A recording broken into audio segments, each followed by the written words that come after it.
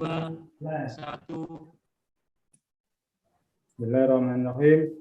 Assalamualaikum warahmatullahi wabarakatuh. Waalaikumsalam. Alhamdulillahirabbil alamin wa bihi nasta'inu ala umuri dunya waddin. Wassalatu wassalamu ala asrofil anbiya'i wal mursalin wa ala alihi wa sahbihi ajma'in. Amma ba'du. Pemirsa, salam jumpa kembali di channel AB Berita Umat Jawa Timur pada hari Sabtu 21 Agustus 2021 bersama saya Mahfud Abdullah. Sebagai info, acara ini juga disiarkan langsung di channel Kasepuan TV. Sekitar 1 jam ke depan kami akan menemani Anda mengulas topik paling menarik hari ini bersama narasumber yang berkompeten. Inilah Fokus 60 Menit. Pemirsa, sudah setahun lebih pandemi global COVID-19 berlangsung di Indonesia. Sejak akhir Mei lalu, kasus penularan baru semakin menanjak yang disinyalir karena masuknya varian-varian virus corona. Kondisi ini pun diperparah dengan makin menipisnya ketersediaan tempat tidur rumah sakit dan persoalan kelangkaan oksigen tabung. Situasi dan kondisi ini pun kemudian sejalan dengan tingkat kematian akibat terpapar COVID-19 yang semakin menanjak sejak pertengahan Juni hingga kini. Presiden Joko Widodo tak mau diam ketika lonjakan kasus harian tembus 20.000 pada awal Juli ini. Presiden mengumumkan memberlakukan pembatasan kegiatan masyarakat PPKM darurat Jawa Bali. Jokowi menyatakan koordinasi PPKM darurat itu akan ada di bawah kendali Menko Marves Luhut Panjaitan. Berikutnya, masuknya virus corona jenis baru ke Indonesia adalah bukti kegagalan pemerintah menangani pandemi COVID-19. Pasalnya, pemerintah dinilai mengabaikan sistem kedatangan warga negara asing WNA sejak tahun lalu. Baik warga negara Indonesia, WNI atau WNA yang bertandang ke Indonesia, seharusnya menjalani karantina selama 5 hari. Setelah itu mereka melakukan tes swab PCR sehingga menunjukkan hasil negatif. Jika hasil tes negatif, barulah kemudian pendatang diizinkan berkeliaran di Indonesia. Namun, faktanya sistem seperti ini tidak terrealisasi. Pendatang hanya cukup menunjukkan surat keterangan negatif COVID-19 dari negara asal. Bagaimana prestasi pemerintah dalam menangani pandemi? Apa dampak ekonomi? Bagaimana dalam perspektif hukum? Pemirsa, untuk mengulas topik kami terhubung dengan dua narasumber kita.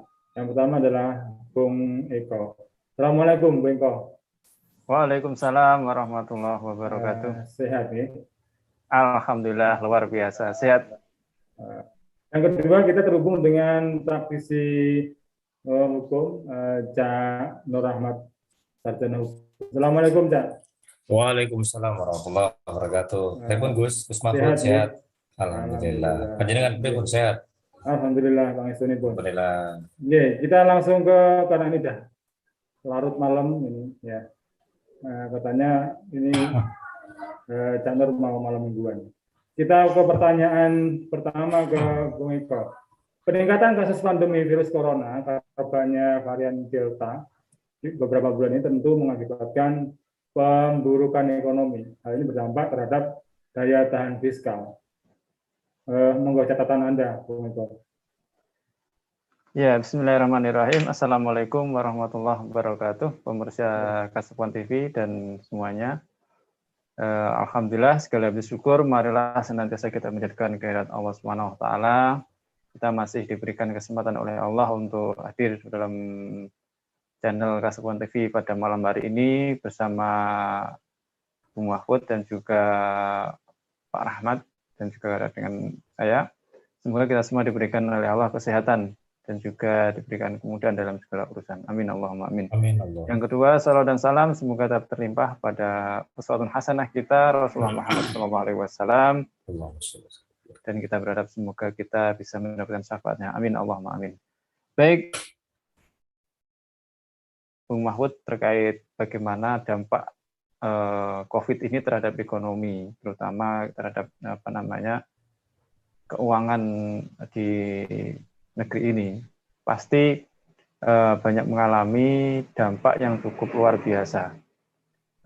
Kalau kita melihat kemarin Sri Mulyani, Menteri Keuangan Indonesia mengatakan bahwasanya pertumbuhan ekonomi Indonesia mencapai di kuartal yang kedua tahun 2021 ini itu beliau mengatakan tumbuh mencapai 7,07%.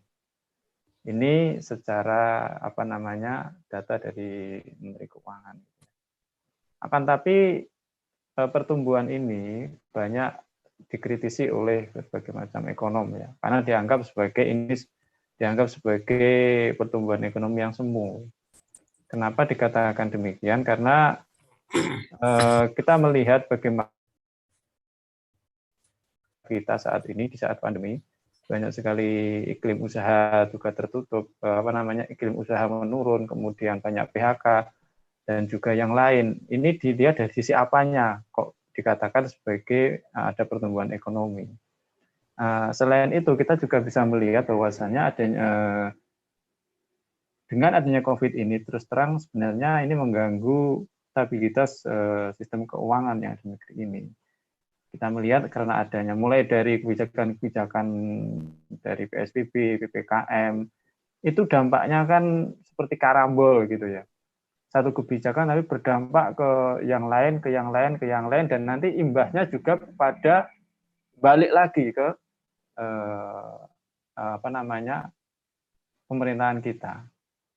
Balik lagi ke, kalau kita melihat angka-angka, pasti akan balik lagi ke pertumbuhan itu sebenarnya real atau tidak, pertumbuhan ekonomi itu tadi. Karena kita melihat tadi seperti yang saya sampaikan di awal, kita mengalami banyak sekali kemunduran dari berbagai macam hal, terutama dari iklim usaha.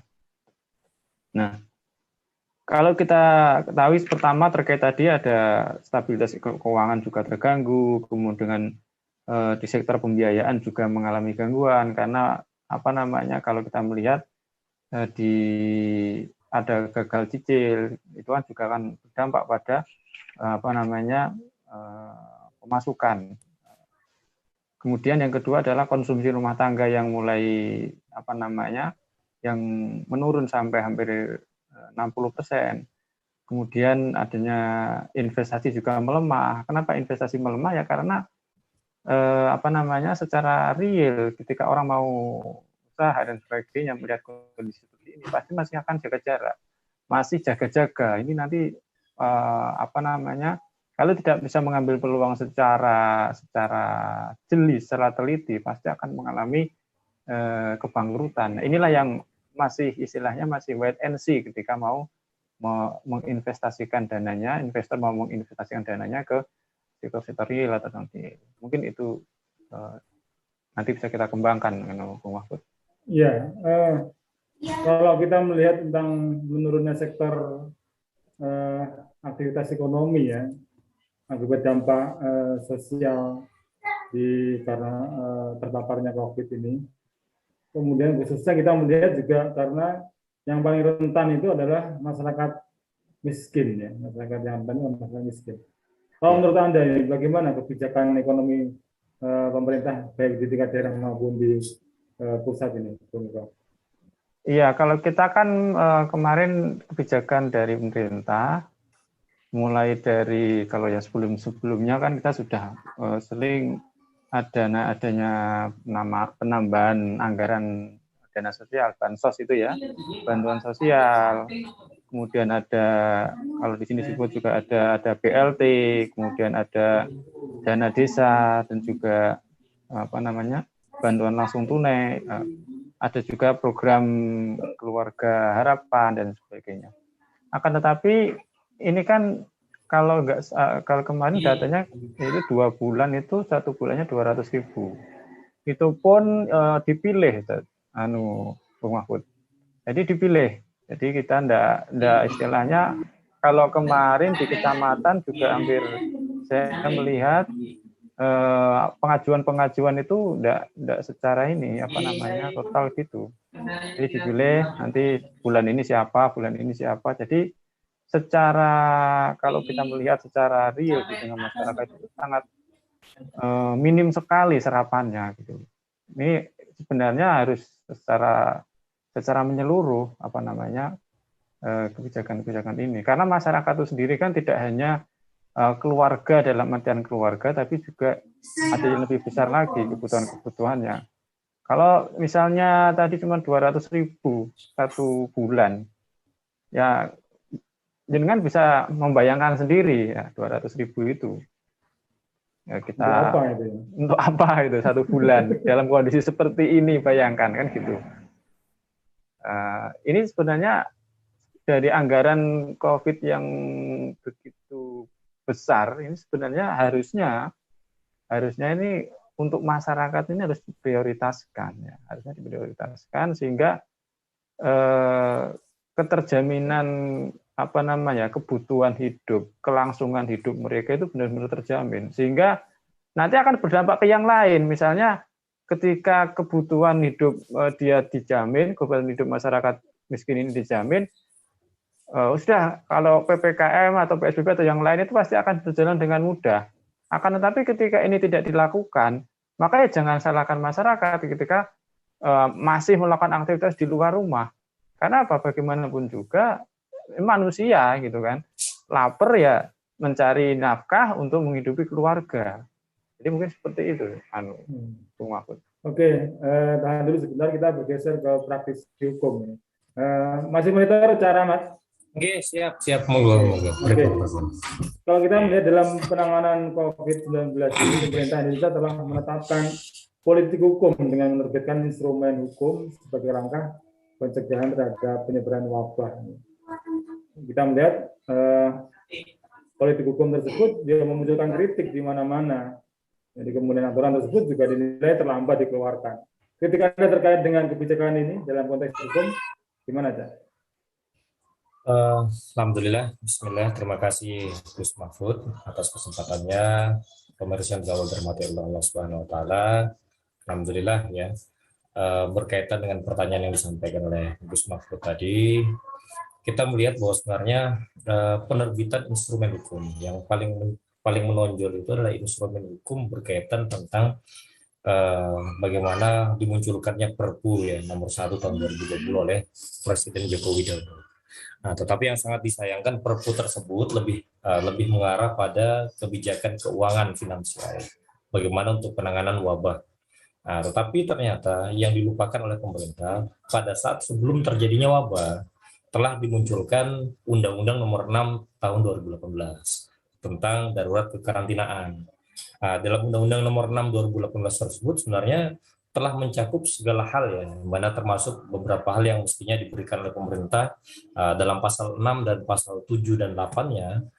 Pasal 8 dalam Undang-Undang Kekarantinaan itu disampaikan bahwa setiap orang mempunyai hak untuk mendapatkan pelayanan kesehatan dasar sesuai kebutuhan medis, kebutuhan pangan, dan kebutuhan kehidupan sehari-hari lainnya selama karantina. Berarti dalam hal ini dalam undang-undang tersebut yang telah dibuat dan telah diketok palu itu telah kemudian menyampaikan mestinya negara itu adalah memberikan pelayanan dalam hal seluruh kebutuhannya, baik kebutuhan medisnya, kebutuhan pangannya, dan kebutuhan sehari-hari selama karantina. Nah, tapi ternyata kalau seandainya kita melihat banyak nama yang berubah ya. Dahulu sempat bernama PSBB, berubah menjadi PPKM ya. Katanya sekarang PPKM seperti ada kelasnya juga, kelas PAHE, paket hemat 1, 2, dan 3 gitu kan. Berdasarkan kelasnya juga ini entah apa saja yang diberikan oleh kebijakan pemerintah.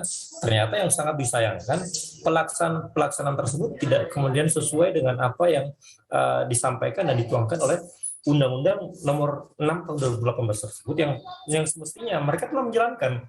Walaupun memang ketika kita berbicara bagaimana sih sudut pandang mestinya hukum itu berbicara, maka ketika kita berbicara kita sebagai seorang muslim, maka standarisasi untuk penegakan hukum adalah bagaimana asyari, yaitu Allah Subhanahu Wa Taala sebagai asyari menetapkan hukum yang mestinya dilaksanakan oleh umatnya, apa saja yang mereka lakukan, apa saja yang mereka tidak boleh lakukan, yang dimana yang dipahami ternyata masyarakat tidak memahami bahwa Islam itu adalah agama yang sangatlah al-Islamu ya'lu wa la yu'ali, yang dimana telah menggambarkan seluruh bagaimana penyelesaian atas seluruh problematika masyarakat yang sebenarnya telah kalau seandainya secara implisit ingin dituangkan dalam undang-undang tersebut, walaupun ternyata dimunculkannya Perpu nomor 1 tahun 2020 tersebut mengesampingkan semua undang-undang darurat kekarantinaan. Akhirnya pemerintah yang awalnya mestinya memberikan pelayanan, seluruh fasilitas diberikan, bagaimana pada saat mereka terjadinya wabah, baik itu kesehatan, bagaimana kebutuhan sehari-harinya, gitu kan, baik itu makan ataupun kebutuhan yang lainnya itu dipenuhi, mendapatkan pelayanan kesehatan yang sesuai kebutuhan medisnya, kebutuhan pangannya, dan kebutuhan hidup sehari-harinya selama karantina. Tetapi yang sangat disayangkan ternyata kita selama karantina ini, kita sudah karantina berapa lama ini, sudah sangat lama gitu kan. Banyak yang sampai diceritakan oleh tadi Pak Eko tadi sebelumnya, banyak yang sampai sudah kering kerontang bekerja sampai di PHK gitu oleh beberapa perusahaan di tempat bekerja, akhirnya tidak mendapatkan pekerjaan sama sekali. Akhirnya yang mestinya mereka bisa bertahan hidup, negara pun tidak memberikan pelayanan yang semestinya. Akhirnya bagaimana penyelesaian terhadap masalah mereka lebih banyak masyarakat itu lebih tingkat kekhawatiran memunculkan stres ya. Ini kalau kita melihat bahwa sebenarnya yang lebih darurat itu adalah tingkat stresnya masyarakat atas ada terjadinya wabah ini gitu kan. Yang mestinya ketika bagaimana terjadinya wabah ini kan, bagaimana negara benar-benar mengayomi, kalau bahasanya itu kan penegakan hukum. Kalau kita pertanyaan tadi bagaimana politik hukum. Politik hukum itu kan berarti ada politik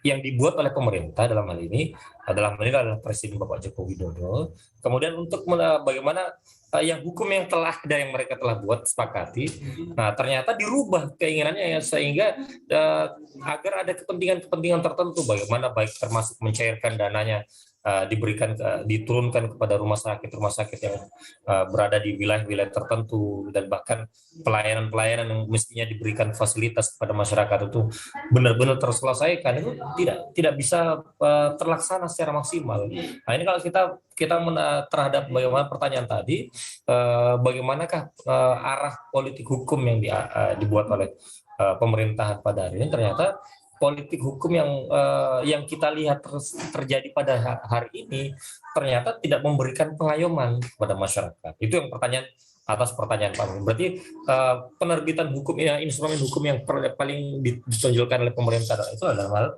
Perpu nomor 1 tahun 2020 atas Undang-Undang Darurat Kekarantinaan nomor 6 tahun 2018. Jadi pemerintah dalam hal ini ingin melakukan beberapa revisi atas undang-undang tersebut agar bagian termasuk itu tadi, entah dimunculkanlah istilah-istilah yang awalnya PSBB, kemudian sekarang PPKM itu pun ada tahap-tahapannya dan sebagainya. Entah kemudian nanti ada berubah lagi namanya, Allah SWT. Nah itu mungkin pertanyaan atas pertanyaan pertama. Oke.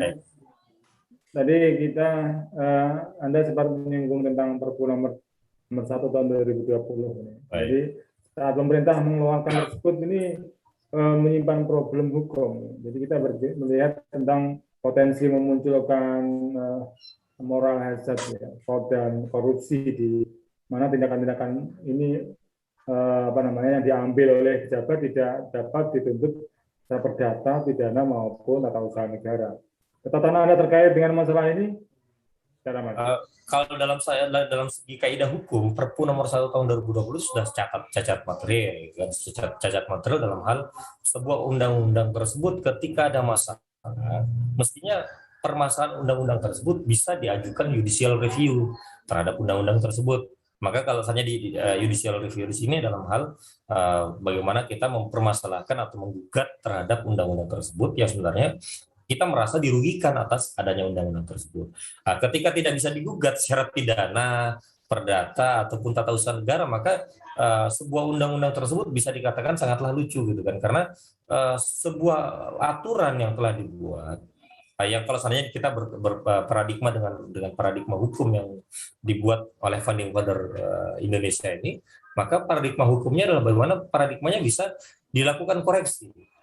Beda lagi kalau misalnya aturan atau undang-undang tersebut berasal dari sang pemilik khalik, yaitu Allah Subhanahu wa Ta'ala. Yang dimana tidak akan mungkin kita bisa melakukan koreksi secara maksimal.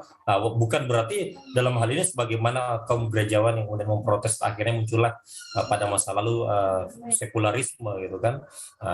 Dalam Islam tidak seperti itu, karena ketika Allah Subhanahu wa taala memberikan penetapan hukum terhadap hambanya, maka penetapan hukum itu adalah penetapan hukum yang terbaik. Makanya kita atas pertanyaan tadi, bagaimana potensi memunculkan moral hazard, fraud dan korupsi, di mana tindakan atas keputusan yang diambil oleh penguasa tersebut tidak bisa dipermasalahkan, baik dituntut secara perdata atau pidana tata negara, tata usaha negara, maka dapat dikatakan bahwa undang-undang tersebut sebenarnya kalau dikatakan ya sangatlah berarti prematur gitu kan, terlalu dipaksakan. Prematur ini dalam hal aturan tersebut sebenarnya ya sudah secara logis bisa kemudian dipertentangkan dan bahkan bisa digugat, dipermasalahkan atas aturan tersebut. Tetapi karena kemudian ya Allah bisa entah kemudian ada potensi ya orang-orang yang di belakang layar yang jangan sampai kemudian muncul orang-orang yang kritis atas bagaimana penanganan hukum, penanganan baik itu penanganan penyelesaian atas darurat kekarantinaan yang terjadi atas adanya wabah COVID-19 ini, maka mereka membuat aturan tidak berharap jangan sampai ada tuntutan baik perdata, pidana ataupun tata usaha negara. Nah, ini sebenarnya bertentangan pula dengan aturan yang kemudian yang sebelumnya, yaitu Undang-Undang Nomor 6 2015, karena jelas gitu kan, ketika masyarakat dalam hal yang sebagaimana saya sebutkan tadi pasal 8-nya itu kan, masyarakat berharap bagaimana mendapatkan fasilitas kesehatan. Mestinya kalau dalam hal logika fasilitas kesehatan itu masyarakat benar-benar didatangin. Walaupun toh mungkin kalau di kampung saya ada pencatatan perwakilan puskesmas datang ke rumah. Tetapi benar-benar dipisah antara yang sehat dan yang sakit, itu benar-benar dipisah. Kalau masih wilayahnya kota, tengah kota, kalau ini kan saya Surabaya Pucuk ya, Surabaya Pucuk, pemukiman padat penduduk gitu kan. Akhirnya ya modelnya seperti inilah, ya pemukiman padat penduduk seperti apa kita sangat paham gitu kan. Nah, yang terjadi ya seperti itu, akhirnya penanganan yang mestinya benar-benar bisa maksimal dipisahkan, yang mana yang sehat, yang mana yang sakit, ini belum bisa dirasakan. Dan bahkan ketika kita ingin mempermasalahkan bagaimana penegakan aturannya, termasuk bagaimana pemisahannya, itu bisa terselesaikan. Bahkan kalau seandainya kita melihat dahulu kita sebelum ada ini, kita masyarakat itu di atas adanya PPKM. Sebenarnya kalau dalam logika kita gini, yang sangatlah ganjil itu kan, apakah corona itu atau COVID-19 itu datang pada saat malam hari gitu kan. Itu sederhananya. Nah, kemudian kenapa di dalam jam ada dibatasi jam malam gitu kan. Jam 8 tidak beberapa toko-toko kelontong ataupun bahkan beberapa minimarket yang sangat dekat itu kan ditutup sebagainya. Nah, sehingga mestinya mereka itu bisa terselesaikan, tapi ternyata ditutup dengan cepat. Akhirnya mestinya mereka bisa membeli bahan kebutuhan, akhirnya ya ternyata dengan dibatasi ya Allah bisa bagaimana berdasarkan ini ya mestinya harus diselesaikan pula oleh pemerintah. Dan akhirnya dengan mental ini pun muncul ya potensi yang sangat besar. Akhirnya sebagaimana disebutkan pertanyaan tadi, muncullah potensi moral hazard tadi, yaitu apa bisa jadi potensi peluang untuk peluang di antara para orang-orang yang memiliki cara berpikir yang pragmatis ya, akhirnya kemudian memanfaatkan hal tersebut untuk melakukan korupsi, untuk melakukan perbuatan-perbuatan yang sangatlah tidak baik ataupun bejat. Ini yang sangat kita disayangkan. Jadi kalau misalnya kita melihat bahwa ya sebagaimana atas pertanyaan tadi, atas undang-undangnya atau atas Perpu ini, peraturan pengganti Undang-Undang Nomor 1 tahun 2020 atas Undang-Undang Nomor 6 tahun 2018 sebenarnya ingin menutupi bahwa penguasa itu tidak bisa melayani masyarakat. Atas undang-undang itu mereka tidak bisa melayani, memberikan benar-benar memisahkan, dan bahkan masyarakat itu mestinya diselesaikan semua gitu, diberikan makan satu persatu, diberikan fasilitas kesehatan. Nah, ini negara belum bisa maksimal. Makanya kalau kita berbicara bagaimana sih negara yang mestinya melayani, mengayomi, memberikan fasilitas, memberikan penyelesaian atas masalah ini yang mestinya menjadi sebuah titik berpikirnya negara. Tapi yang sangat disayangkan negara-negara yang terjadi pada ini ya, cara berpikir para birokrat ya, birokrasi mereka mentalnya mental project gitu kan. Nah, ini yang terjadi gitu kan. Nah, sedikit-sedikit project ini akhirnya berpotensi bagaimana tadi muncullah potensi moral hazard, fraud dan korupsi dan denda. Itu atas pertanyaan yang diberikan. Oke, terima kasih. Kita geser ke Bung Eko dulu. Terkait dengan ketenaga kerjaan ini, Bung Eko. Iya. Apakah pemerintah sudah dalam dalam fakta dampak pandemi COVID ini mana dalam melihat kebijakan untuk rakyatnya dalam ketenaga kerjaan? Iya, kalau kita melihat semakin lama semakin ke sini itu kan seperti tadi ya saya sampaikan, ada banyak sekali gelombang PHK yang cukup besar di negeri ini. Sehingga apa? Sehingga ini mengakibatkan, sekali lagi ini adalah seperti lingkaran setan gitu kan. COVID, kemudian gelombang investasi menurun, kemudian gelombang PHK mengalami peningkatan. Kemudian setelah PHK, kemudian kemiskinan. Nanti setelah kemiskinan nanti akan ada lagi ya, kriminalitas juga akan meningkat. Jadi dari catatan ini dari beberapa survei yang kami baca dari LIPI ini ya, terjadi gelombang PHK, tenaga kerja dan penurunan pendapatan sebagai akibat terganggunya kegiatan usaha. Ini salah satunya adalah 15,6% ini pekerja mengalami PHK, kemudian 40% pekerja mengalami penurunan pendapatan. 7%-nya adalah pendapatan buruh turun 50%. Kemudian dari sektor produksi, dari pengusaha gitu ya. Jadi 39,4% usaha itu terhenti dari total pengusaha. Kemudian 57,1% usaha mengalami penurunan produksi, ya tidak berhenti tapi penurunan produksi. Nah, kalau penurunan produksi ini akan berakibat apa? Akan berakibat pada sekali lagi tenaga kerja ini akan menjadi korban. Bagaimanapun juga kalau produksi menurun, pendapatan menurun, kalau tidak ada efisiensi terhadap biaya pasti akan mengalami kerugian, dan nggak mungkin dong perusahaan akan terus-menerus dalam kerugian.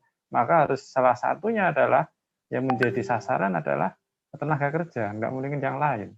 Ataupun mungkin pengurangan biaya-biaya itu pasti, tapi yang terdampak sangat real adalah para pekerja. Kemudian 41% pengusaha ini dari segi daya tahan ya, dari segi daya tahan terhadap dari para pengusaha ini terhadap kasus COVID ini tadi. 41% pengusaha bertahan itu hanya 3 bulan. Hanya 41% yang mampu bertahan sampai 3 bulan. Selebihnya ya nggak mampu. Kemudian 24% saja yang mampu bertahan sampai 3-6 bulan. Kemudian hanya 11% yang bertahan dari 6 sampai 12 bulan.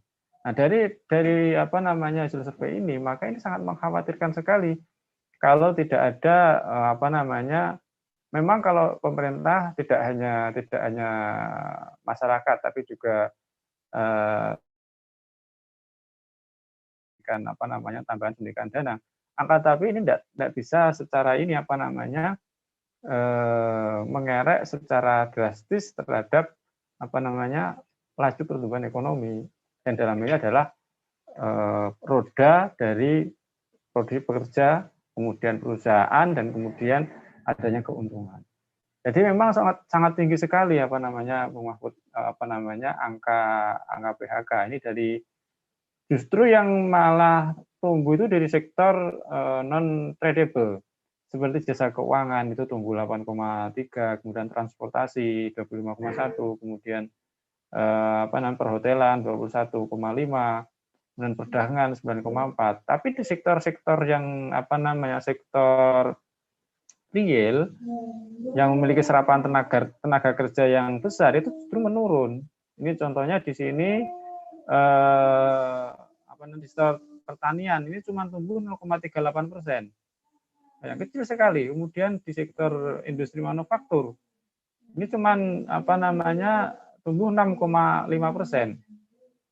Nah, ini kan sangat data ini bisa mengkonfirmasi bahwasanya keadaan kita tadi ada lingkaran setan tadi, COVID, kemudian adanya pertumbuhan menurun, kemudian adanya PHK kemudian akan menimbulkan kemiskinan kalau nggak segera diatasi ini akan menimbulkan kriminalitas. Nah, terus seperti itu berputar. Nah, inilah perlunya kebijakan yang tepat dari negara agar segera diputus siklus ini. Mungkin itu jawaban kami, Pak Mahfud. Ya, kalau kita melihat tentang selama ini kan juga sudah melakukan berbagai kebijakan program ya. Terhadap perlindungan sosial, pendidikan, kesehatan. Dan kita juga mungkin juga sudah melihat beberapa program. Sorotan Anda terkait dengan efektivitas program ini gimana? Ya, kalau kita melihat dari segi pendidikan aja dulu lah terutama ya. Kita melihat mungkin nggak ini bisa dicek ya apakah kalau di pendidikan kan salah satunya adalah bantuan pulsa untuk daring selama daring ini tadi. Pokoknya sampai sekarang ini mohon maaf anak-anak saya ini saya cek nggak dapat. Ini programnya cuma di awal-awal saja atau sampai sekarang. Salah satunya adalah itu. Kemudian di bidang tenaga kerja ya tadi seperti tadi saya sampaikan bahwasanya perlindungan terhadap tenaga kerja ini sangat rendah sekali.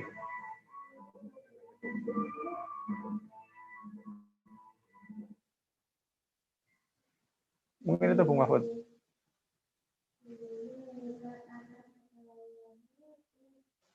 Oke, tahan dulu sebentar, kita bergeser ke Bung Rahmat. Bung Rahmat masih monitor? Iya, monitor. Oke, kita ke pertanyaan selanjutnya terkait dengan hukum ya. Di dalam melihat tadi ya kasus-kasus terkait dengan kebijakan hukum ya. Jadi pemerintah mengambil langkah-langkah manuver politik hukum yang kita melihat kontraproduktif dengan upaya perlindungan atas rakyat. Kita melihat dampaknya secara signifikan apa ini, Bung Rahmat? Ya, saya melanjutkan atas apa yang saya sampaikan sebelumnya.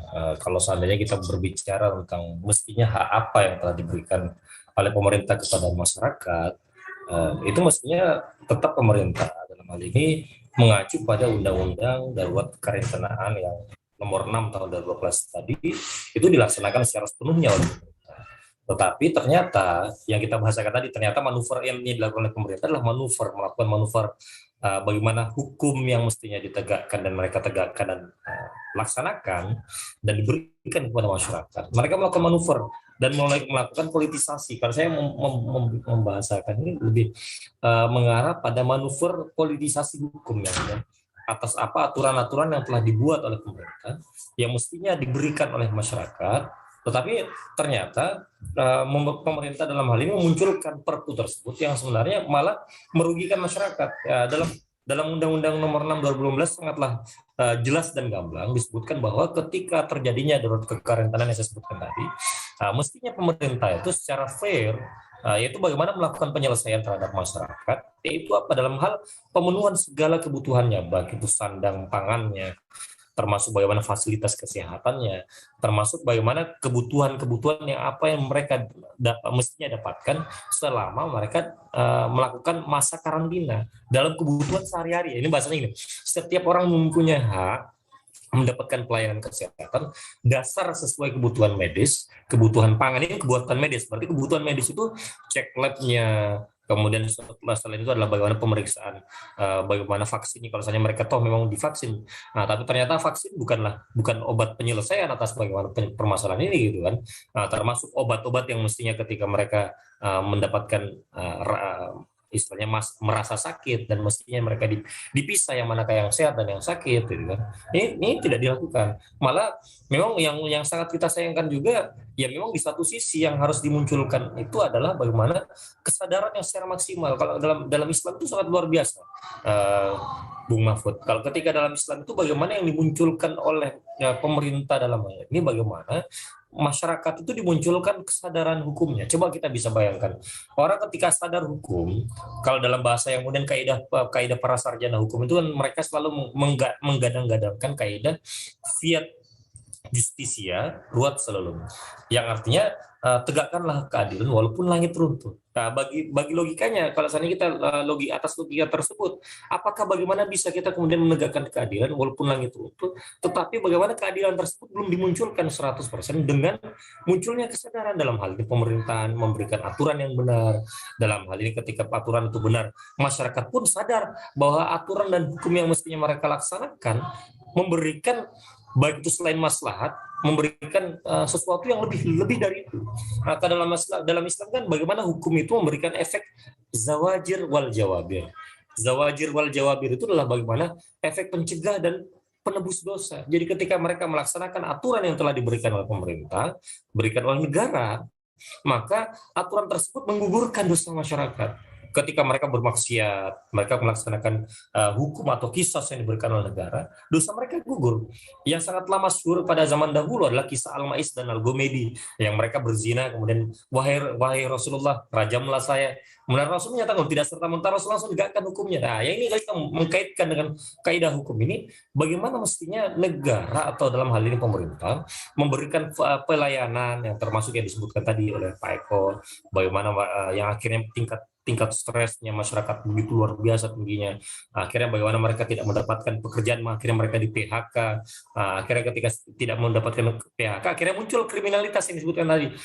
Kriminalitas itu muncul ketika mereka tidak terselesaikan masalahnya. Kalau seandainya permasalahan mereka diselesaikan, akhirnya mestinya yaitu efek bagaimana negara itu memberikan penyelesaian dalam hal ini, membentuk bagaimana kesadaran masyarakat agar hukum itu memberikan pengayoman. Nah, dalam bahasanya walaupun kaidah mereka membahasakan kan mestinya memberikan pengayoman, tapi ternyata pengayoman itu tidak terjadi.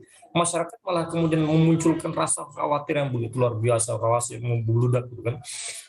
Dalam hal ini ada pun ternyata vaksin pun kalau kita bahasakan kan dari zaman dahulu sampai zaman sekarang, ya ini enggak, saya bukan berbicara vaksin ataupun vaksin ya. Vaksin ya jelas adalah bagaimana salah satu wasilah untuk kemudian untuk memberikan agar tubuh ini mengenal virus yang masuk ke dalam tubuh kita agar kita bisa memunculkan imun gitu kan, imun yang besar. Nah, tapi ternyata malah karena bukan imunnya yang baik, akhirnya tinggal muncul tingkat stres yang begitu luar biasa, akhirnya bukan daya imun yang kuat yang keluar, tetapi malah kemudian muncul permasalahan yang baru. Ini yang sangatlah disayangkan. Jadi mestinya negara dalam hal ini ataupun pemerintah, atas pertanyaan yang tadi diberikan oleh Bung Mahfud ya, Gus Mahfud, ini bagaimana atas langkah manuver ini, makanya pemerintah itu akan mestinya memberikan bagaimana pelaksanaan penyelesaian atas permasalahan tersebut. Dan kalau saya berbicara dampaknya, maka dampaknya sangatlah merugikan bagi masyarakat. Akhirnya muncul kriminalitas, munculnya pengangguran yang sangatlah tinggi, sebagaimana tadi munculnya kriminalitas atau kejahatan ya, ini yang terjadi kan akhirnya mungkin bisa jadi karena kolap atau mungkin tidak mendapatkan pekerjaan lagi karena di PHK, akhirnya dia mencuri bahkan melakukan kejahatan yang mestinya dia tidak lakukan. Ini yang terjadi. Nah, tapi bagaimana sih efek pencegahnya ya? Bagaimana negara benar-benar melaksanakan ya tadi dari kekarantinaan dipisahkan yang mana yang sehat, yang mana yang sakit, yang mana mereka mestinya diberikan pelayanan kesehatan yang maksimal.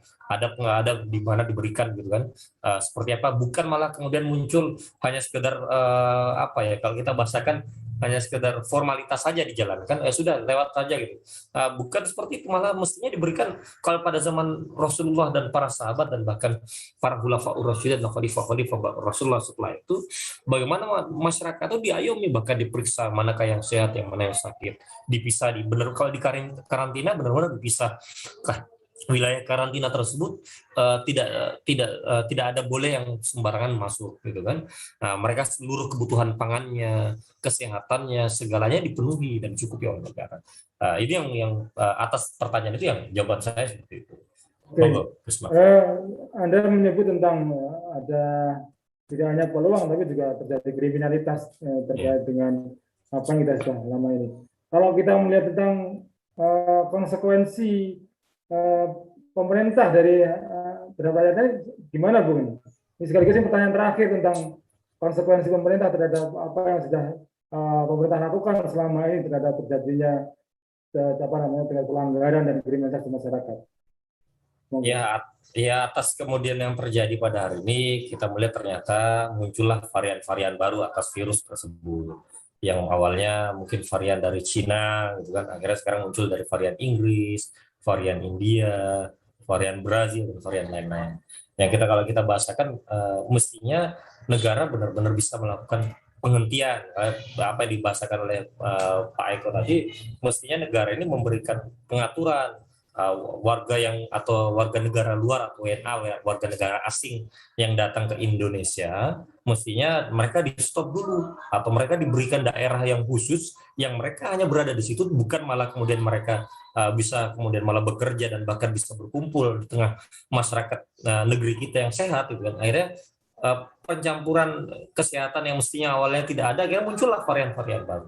Ini yang mestinya benar-benar dilakukan oleh pemerintah. Jadi atas hal yang terjadi ini akhirnya muncullah beberapa varian baru yang dimana malah bukan malah penyelesaian atas masalah krisis yang dihadapi oleh masyarakat, tetapi malah memunculkan permasalahan baru, memunculkan tingkat kriminalitas yang baru, dan mestinya negara benar-benar memangkas dalam hal ini bentuk bagaimana mestinya, kalau saya dalam kaidah yang disebutkan tadi kan, kaidah hukum fiat justisia ruat selulum, lebarnya tegakkanlah keadilan walaupun langit runtuh. Dalam Islam itu sudah sangatlah diagung-agungkan. Kalau dalam Islam itu banyak ada kaidah-kaidah Al-Qur'an, baik surat An-Nisa ayat 65, termasuk bagaimana Allah Subhanahu wa taala menyampaikan fala wa rabbika la yu'minuna hatta yuhaqqimuka fi ma shajara bainahum tsumma la yajidu fi anfusihim harajan mimma qadaita wa yusallimu taslima.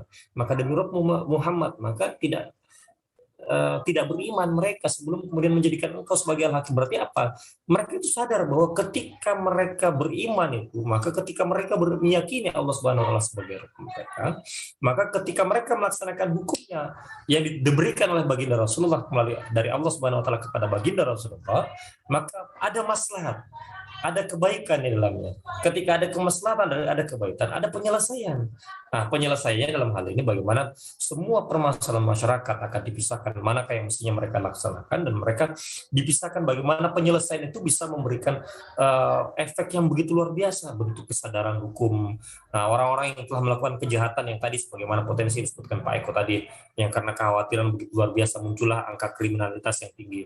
Itu tidak terjadi karena masyarakat, oh ya, saya diayomi, saya diberikan makan sehari-hari, kebutuhan saya dipenuhi. Bukan sebagaimana tadi Pak Eko sampaikan, anaknya beliau sampai entah yang mestinya diberikan uang untuk biaya pulsa internet, gitu kan, entah beberapa bulan tidak didapatkan juga, gitu kan. Ini sangat disayangkan. Kalau dalam Islam mestinya itu benar-benar terlaksana. Kalau yang mestinya mereka melaksanakan mana undang-undang yang mereka buat sendiri, tapi ternyata mereka juga mengabaikan. Begitulah hukum yang dimana dibuat oleh mereka, yaitu dalam hal ini manusia. Maka Allah Subhanahu wa taala mengingatkan agar manusia itu kembali kepada Rabb-nya, agar mereka meyakini bahwa Allah Subhanahu wa taala sebagai pencipta kita memberikan aturan yang begitu luar biasa, agar memunculkan kesadaran terhadap bagaimana keagungan hukum yang sangatlah mulia, sehingga ketika keagungan hukum yang mulia itu memunculkan bagaimana penyelesaian angka kriminalitas, angka bagaimana permasalahan masalah potensi masalah kemiskinan, angka bagaimana darurat kekarantinaan kesehatan, angka tingkat stres yang begitu luar biasa. Nah, yang ini harus diselesaikan oleh negara. Jadi kalau ketika itu dimunculkan, maka setiap permasalahan-permasalahan yang dihadapi oleh masyarakat, yang sebagaimana surat An-Nisa itu Allah menyebutkan wa yusallimu taslima. Wa yusallimu taslima itu kalau dalam bahasa aturannya, maka Allah akan memberikan mereka keselamatan, ya kan? Kalau kita yakin atas kemudian kita apa yang Allah baginda Rasulullah menyampaikan, pasti selamat. Lebarnya wong les selamat itu istilahnya percaya, kita istilahnya kondo atau ngandani anak-anak kita nurut, tapi wong tua itu nurut enak nak selamat, ya kan. Benar kan selamat? Oh iya, benar juga ya.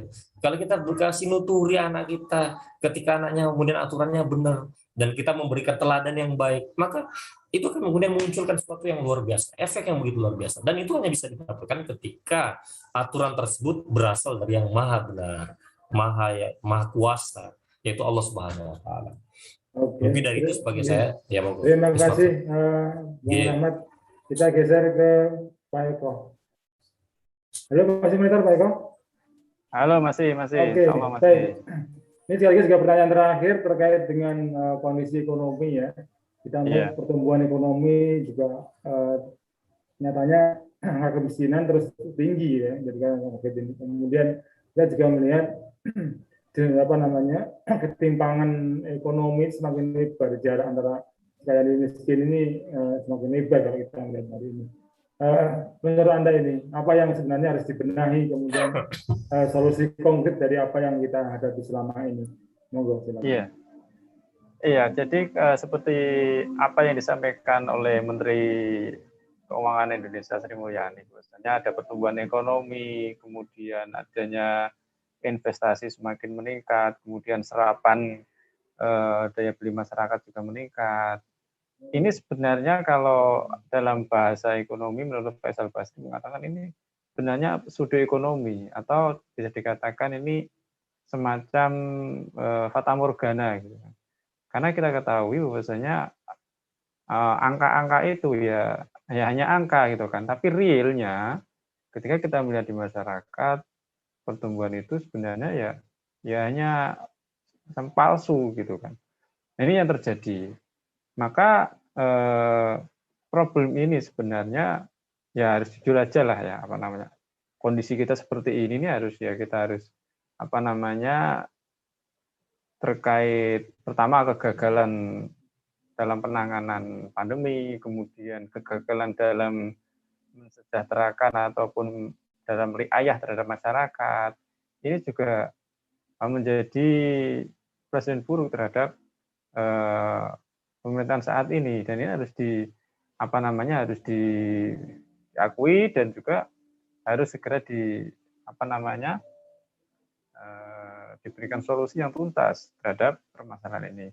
Nah, ketika kita mengacu terhadap permasalahan ini, maka ada beberapa hal yang menjadi syaratan kami untuk solusi apa yang seharusnya dilakukan. Yang pertama adalah terkait ketika kita dalam keadaan yang darurat COVID seperti ini, harusnya sejak awal kita melakukan isolasi, pembatasan pergerakan dari masyarakat secara secara konsisten ya, tidak hanya masyarakat pribumi dalam hal ini masyarakat Indonesia yang dibatasi untuk melakukan aktivitas, akan tapi ada aktivitas moda transportasi darat, laut, udara ini harus juga dibatasi terkait untuk penanganan COVID ini.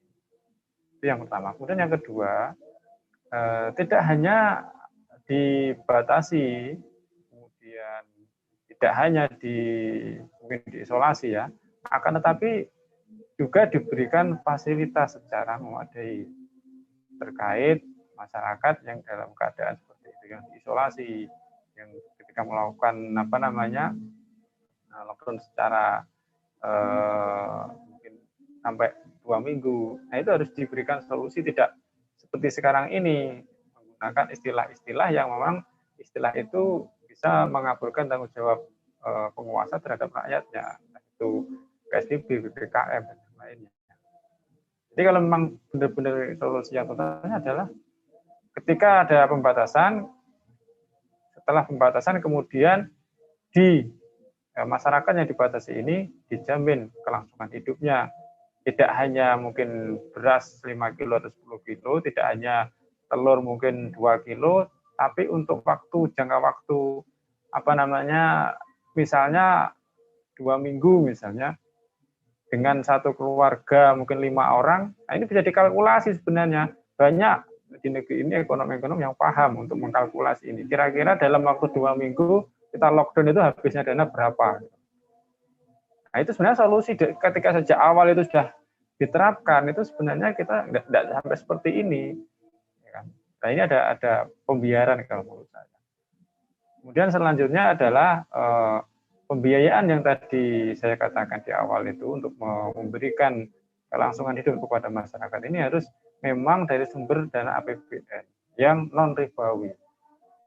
Karena di sana ada keberkahan. Nah, kalau diambil dari dana ribawi ya kita ya pasti akan nanti terjebak dengan hutang nggak akan selesai. Nah, inilah yang harus kita lakukan.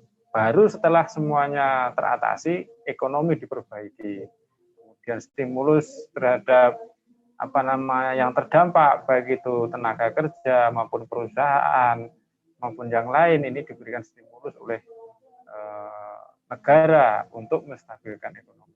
Nah, ini kan sangat mudah sekali kita bisa mengimplementasikan. Mungkin itu Pak Mahfud. Oke, terima kasih Bu Imo dan Cak Rahmat yang sudah hadir di channel kami. Semoga apa yang sudah menjadi peran Anda ini mencerahkan masyarakat, kemudian membuat perubahan demi perubahan, bagaimana kemudian masyarakat ini semakin baik ke depannya, dan tentu dalam ridho Allah Subhanahu wa taala. Baik, semoga kita dipertemukan kembali dalam agenda berikutnya dan dalam keadaan yang lebih bahagia, dan Anda semua dijaga oleh Allah, keluarga, Amin, amin. dari kondisi dan hari ini. Dan jadi kita ketemu kembali dalam keadaan yang lebih baik, insya Allah. Baik, pemirsa channel Habib Tamat Jawa Timur dan channel Kesepuan TV, semoga Anda mendapatkan banyak manfaat dari acara kami. Sampai bertemu lagi di channel yang sama. Jangan lupa subscribe, like, dan klik tombol lonceng di bawah ini. Akhirnya saya yang bertugas, bersama kru yang bertugas undur diri. Assalamualaikum warahmatullahi wabarakatuh. Waalaikumsalam.